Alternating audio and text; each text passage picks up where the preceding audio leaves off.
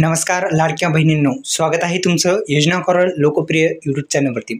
कोणत्या योजनेविषयी माहिती पाहिजे असेल तर सुरुवातीस आपल्या यूट्यूब चॅनलला सबस्क्राईब करा, बेल आयकॉनला ऑल प्रेस करायला विसरू नका।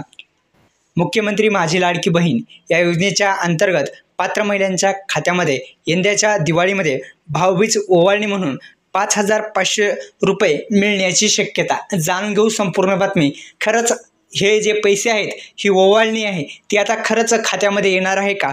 तर अशा पद्धतीच्या बातम्याची नेमकी काय पडताळणी आहे?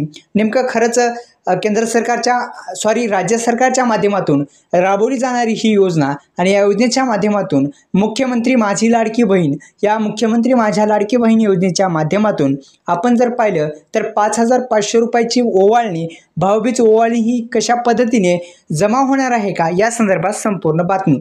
पुन्हा एकदा विनंती आहे, या यूट्यूब चॅनलला आपण जर सबस्क्राईब केलं नसेल तर सबस्क्राईब करायचं आहे, बेल आयकॉनला ऑल प्रेस करायचं आहे।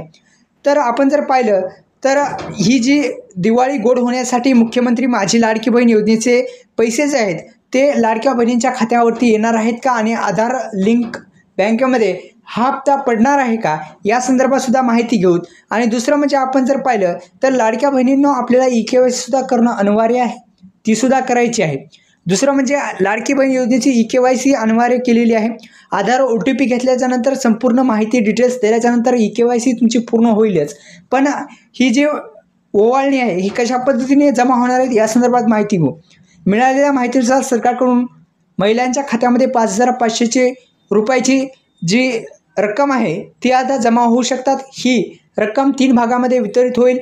ऑक्टोबरचा 16वा हप्ता 1,500 रुपयाचा, नोव्हेंबरचा हप्ता 17वा हप्ता 1,500 रुपयाचा असा मिळेल। अशा पद्धतीने हे जमा होऊ शकतात आणि अशी शक्यता वर्तवली जात आहे। अशी एकंदरीत ओवाळणी ही जमा होऊ शकते अशी शक्यता आहे। त्यामुळे आताच आपल्या यूट्यूब चॅनलला सबस्क्राईब करा।